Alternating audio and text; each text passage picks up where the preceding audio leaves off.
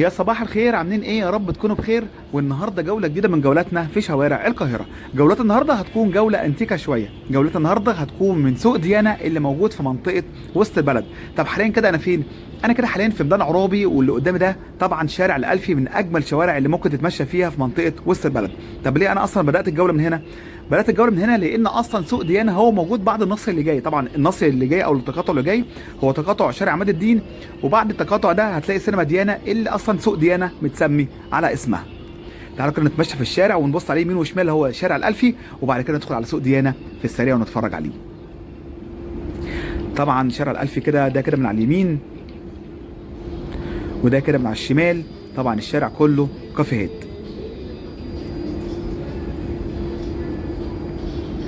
وده طبعا بقى مطعم اخر ساعة. ده احلى وجبات ممكن تاكلها، فول طعمية او اي نوع من انواع السندوتشات هتلاقي هنا في المطعم الجميل ده، غير بقى القعدات الجميلة اللي تقدر تقعد فيها. طبعا ده شارع الالفي يا جماعة، احنا لسه في شارع الالفي. شارع جميل، كنت عامل عنه اكتر من جولة لو انتوا حابين تتفرجوا عليه. تعالوا بقى ناخد اخر لقطة كده للشارع الالفي. طبعا ما ينفعش نبقى جنب شارع الالفي بصراحة وما نصوروش. شارع طبعا زي ما انتم شايفين قطعة من اوروبا، حاجة بجد قمة الروعة.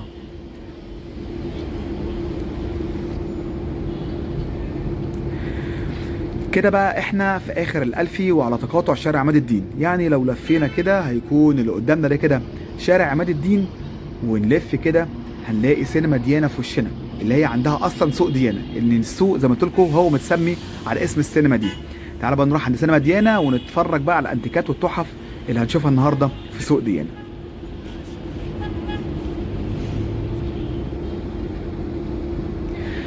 كده بقى احنا وصلنا عند سوق ديانا، وكده احنا في قلب السوق زي ما انتم شايفين كده. الناس يمين وشمال يا جماعه، وفرشين على العربيات وعلى الارض، وحاجات بجد انتيكه. اول حاجه ممكن هنشوفها وحاجه شدتني انا يعني شخصيا، المنبه الجميل اللي قدامنا ده. المنبه ده يا جماعه كله نحاس، حاجه انتيكه قديمه جدا جدا، شغال وكل حاجه تمام التمام. بس الاسعار شويه انا حاسسها عاليه. يعني هو بيقول لي على ده ب 400 جنيه. طبعا انت طبعا هتفاصل، لازم تفاصل وكده يعني، بس هو الكلام مبدئي قال لي 400. تعال بقى نسيبنا من الحاجات دي ونشوف حاجات تانية. الحاجات هنا كتير وجميله، وحاجه بجد شكلها تحفه. وانا بقى طالب منكم طلب، انتوا بس ركزوا اللي بيظهر في كادر الصوره، لان الحاجات كتير. انتوا ركزوا بس اللي بيظهر في كادر الصوره، وسيبوا لي انا التصوير. يلا نشوف حاجه تانية. ده بقى يا جماعه ايه دي؟ بص هتلاقي ساعات قديمه، ودي اجهزه اعتقد قياس سكر، صح؟ دي ايوه اجهزه سكر، اجهزه سكر وساعات. لسه احنا هنشوف حاجات كتير قوي. دي لعب اطفال. طبعا انا لسه في بدايه السوق على فكره، احنا السوق لسه هنلف جوه. السوق كبير، هو مش كبير قوي بس يعني هنلاقي حاجات كتير قوي فيه حلوه يعني.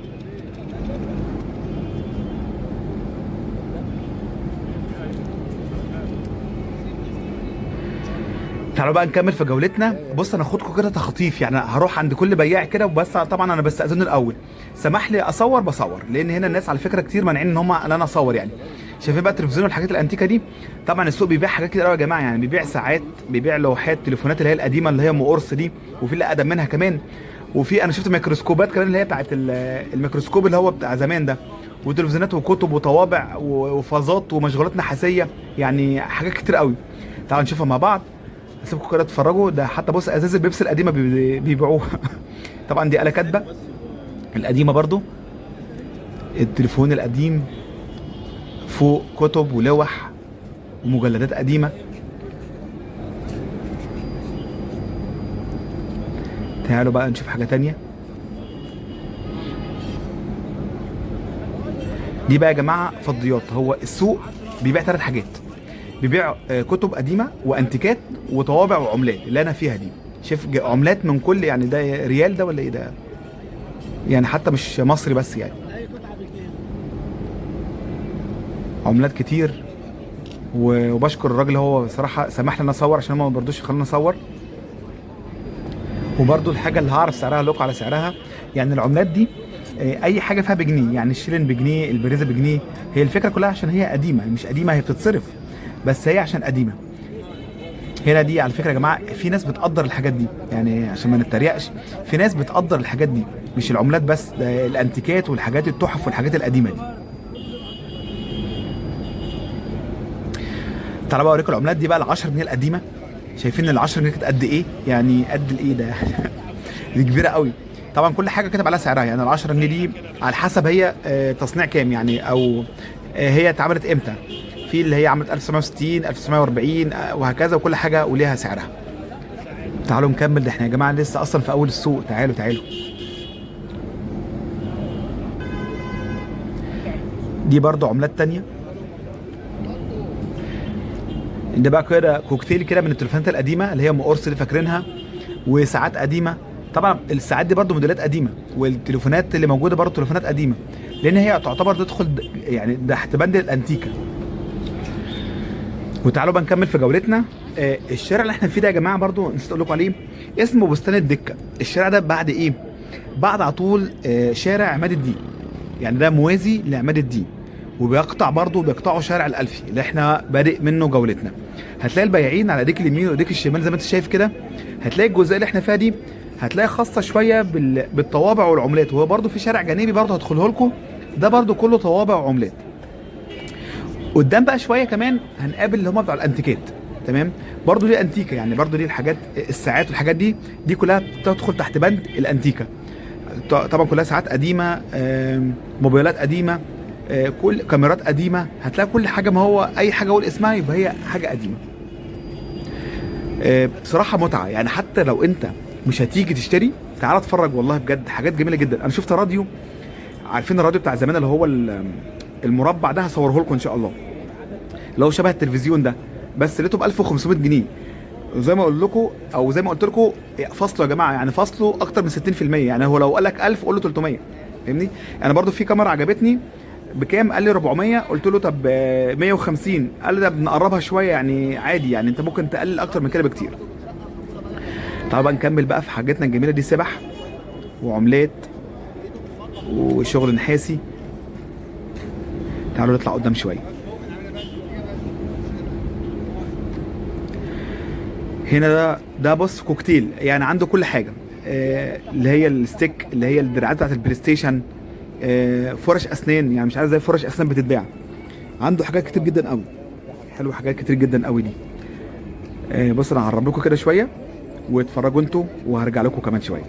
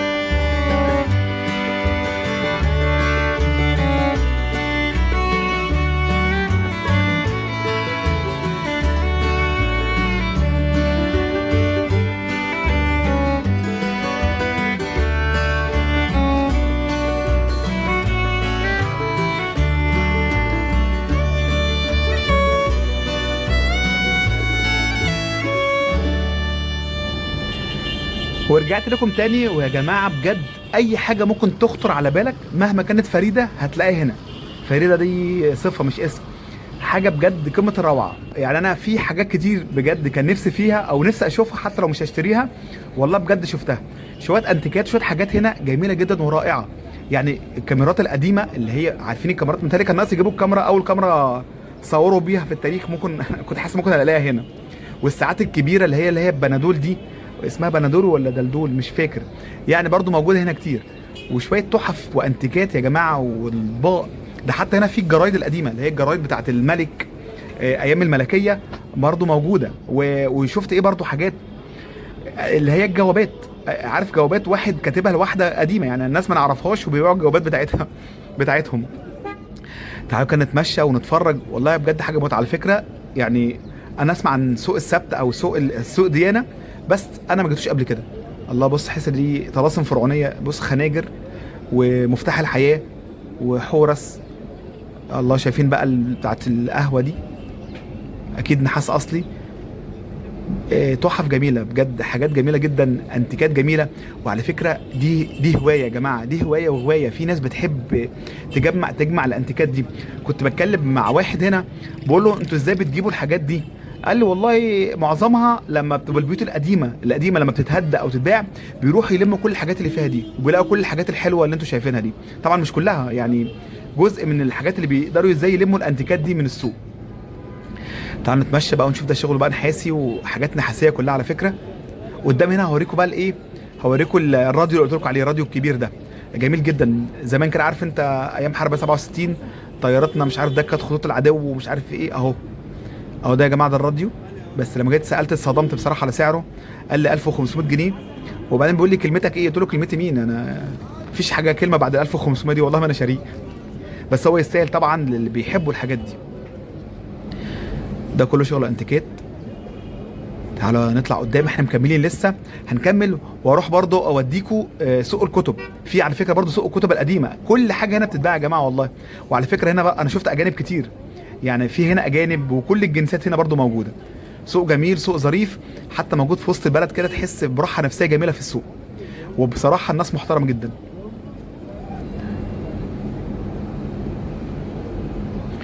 ده الجيتار اهو، بس الاوتار على فكره مش اصليه، لان انا بلعب جيتار. الجيتار مش صح، بس هي ديكور برضو. دي كلها مشغولات نحاسيه. تعالوا نكمل بقى لقدام.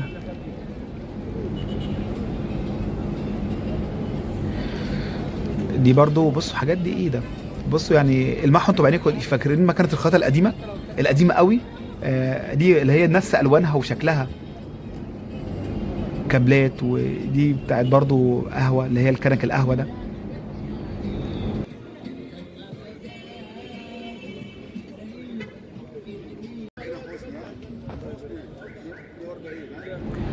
تعالوا بقى هنا اوريكم لمبه جاز جميله قوي، يعني تحفه. شايفين شكلها عامل ازاي؟ كانها لسه مصنوعه.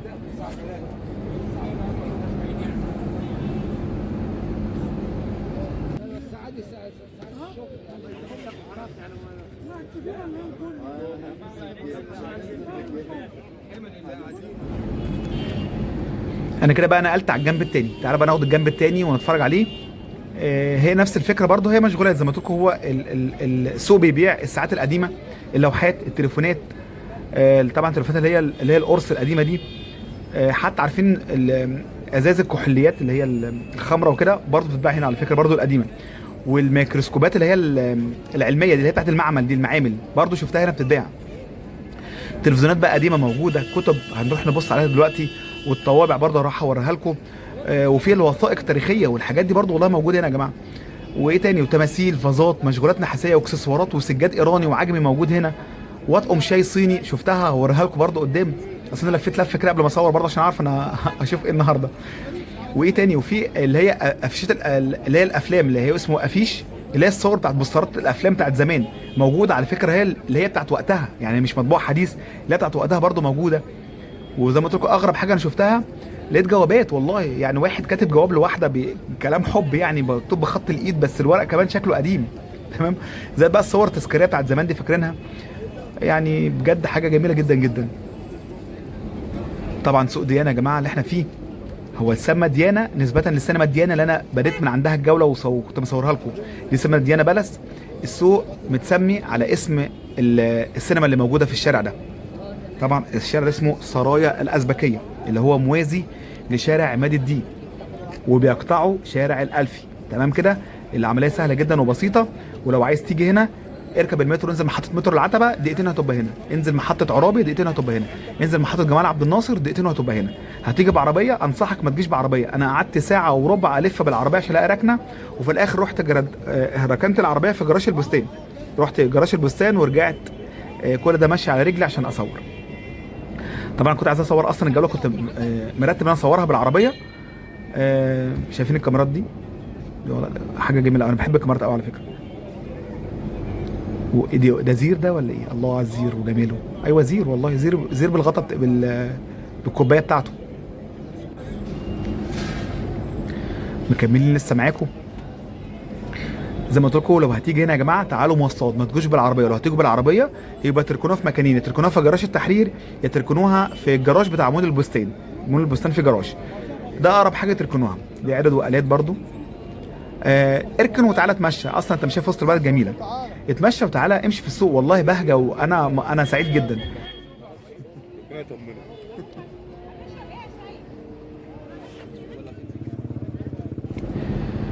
تعالوا بقى يلا نكمل. وزي ما قلت لكم ركزوا في اللي انا بصوره، يعني انتوا ممكن حاجات تعجبكم تيجي انتوا هنا تشتروها يعني. ولو في حاجه ما شفتهاش تعالوا انتوا نقوا، يعني تعالوا بصوا بنفسكم. هنا هتلاقوا حاجات كتير جدا عايزين، يعني لو انتوا حابين الحاجات القديمه او المقتنيات والحاجات دي تعالوا هنا هتلاقوا حاجات كتير قوي قوي تعجبكم. بس زي ما قلت لكم فاصلوا يا جماعه في الاسعار. انا شفت كاميرا قديمه قال لي 400 جنيه، قلت له 150، قال لي طب مش عارف ايه، يعني هو كان هيوافق على 150 تمام. وبعدين قلت لا يا ريتني كنت قلت له 100 ولا حاجه. الانسان طماع، بس انا ما كنتش محتاجها قوي يعني. وهكذا يعني في حاجات كتير انتوا ممكن تشوفوها فصلوا بكتير. شايفين بقى التماثيل الحاجات المشغولات النحاسيه هنا بجد شكلها رائع بصراحه. تعالوا هنسيبكم كده شويه وارجع لكم تاني واتفرجوا انتوا براحتكم بعيد عن دوشتي. يلا هرجع لكم تاني.